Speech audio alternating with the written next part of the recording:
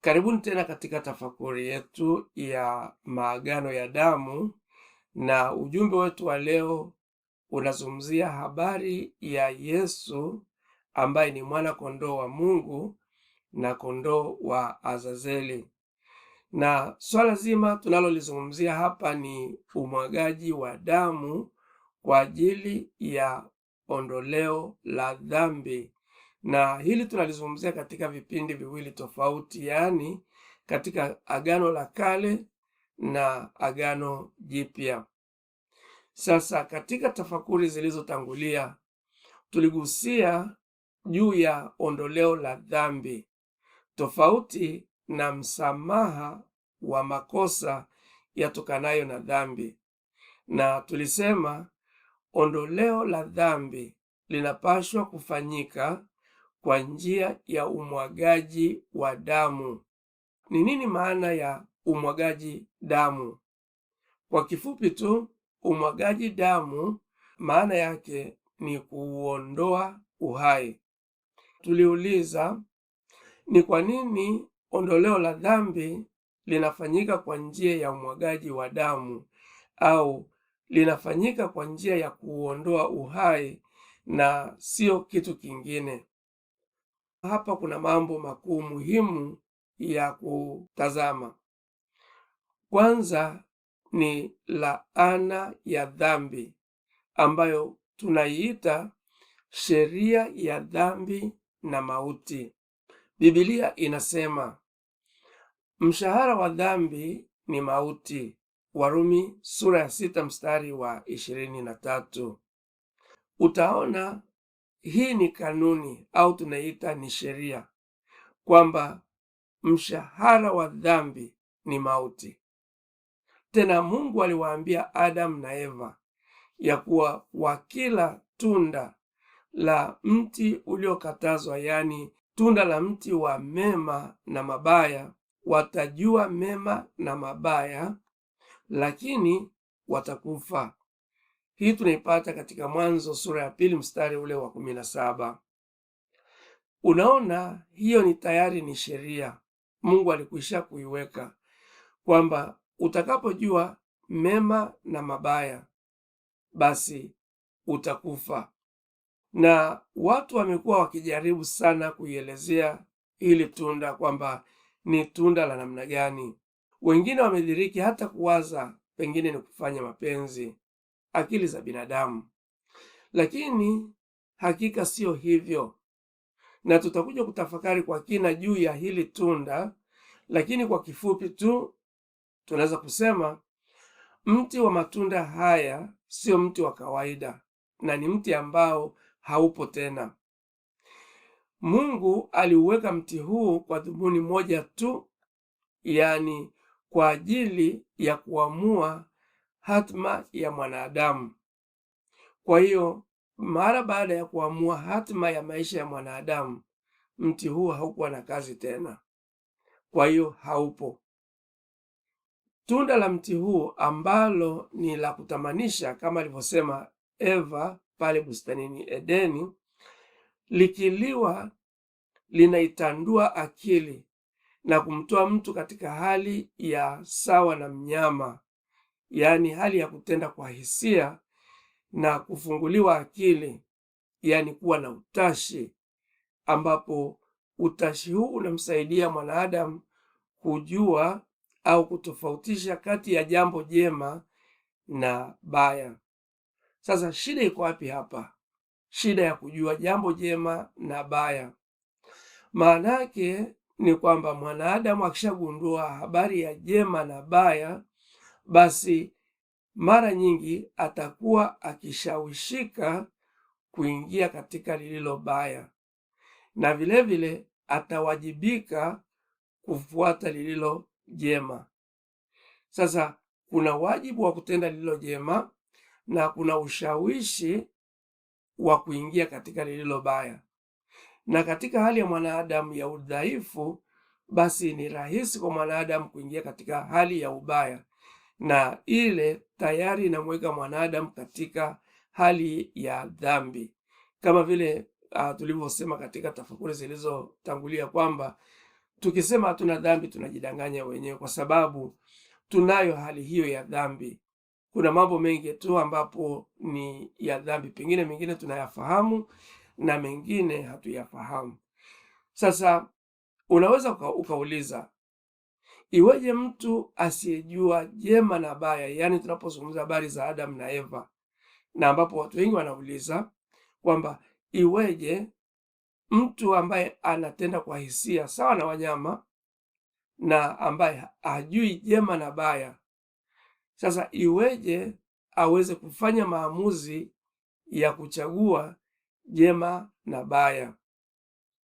Tutakuja kutafakari kwa kina kuhusu jambo hili, lakini basi tukiendelea na tafakuri yetu, tunaona baada ya kosa la Adamu na Eva, kila kilichozaliwa na mwanamke kinaonja mauti.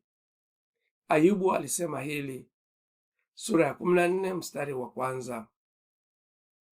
Sasa Adamu na Eva walipashwa kufa mara moja pale walipofanya maamuzi ya kula lile tunda, kwa sababu ni sheria, na ni sheria ya dhambi na mauti, kwamba ukitenda dhambi mshahara wake ni nini? Ni mauti. Kwa hiyo Adamu na Eva walipashwa kufariki au kufa mara moja pale walipofanya maamuzi ya kula lile tunda, lakini tunaona kwamba hawakufa. Sasa watu wengi pia wamejaribu kuelezea swala hili wakisema pengine mwandishi alikuwa anazungumzia habari ya kufa kiroho, yaani ya kutenganishwa na Mungu. Inaweza ikawa kweli au ikaleta maana fulani, lakini pamoja na hilo ni kwamba walipashwa kufa. Tuelewe, hawa waliumbwa katika hali ya kuishi milele katika bustani ya Eden, lakini walikuja kufa baadaye.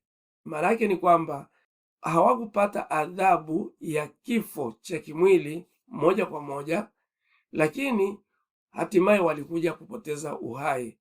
Na Mungu anatueleza katika Walawi 17 mstari wa kwanza kuwa uhai wa mnyama upo katika damu.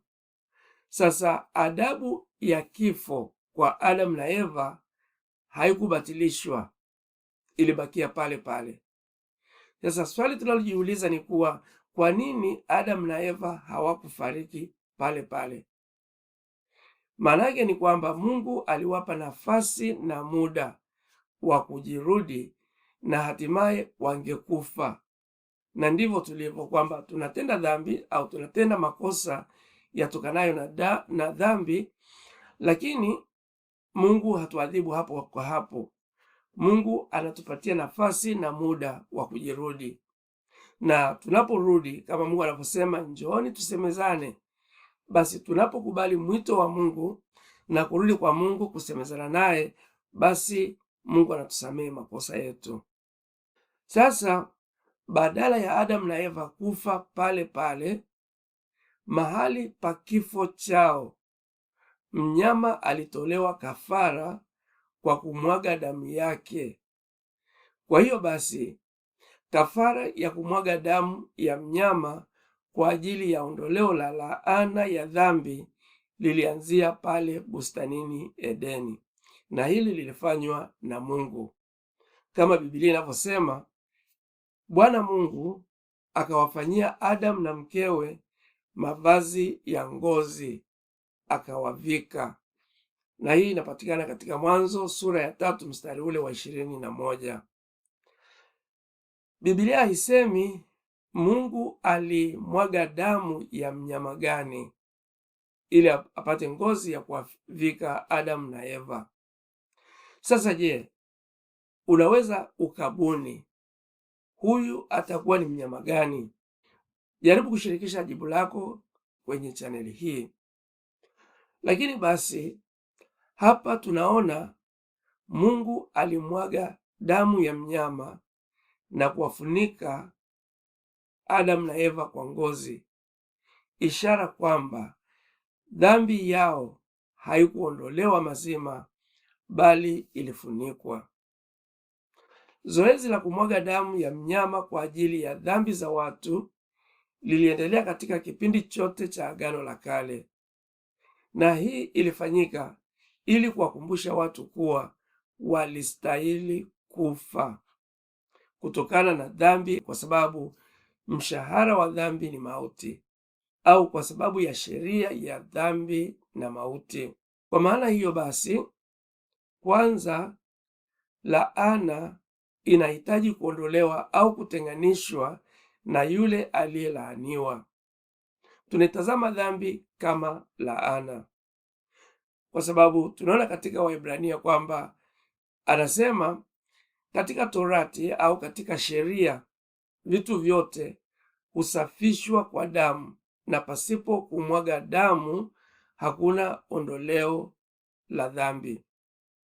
Basi laana hii, kama tulivyosema, kumbe inahitajiwa kuondolewa au kutenganishwa na yule aliye na laana yenyewe.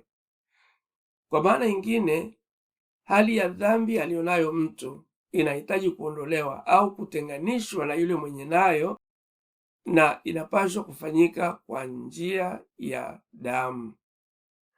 Sasa katika Agano la Kale, kufuatana na maandiko, laana au hali au tabia ya dhambi ilisafishwa au iliondolewa kutoka kwa watu kwa njia ya umwagaji wa damu ya wanyama.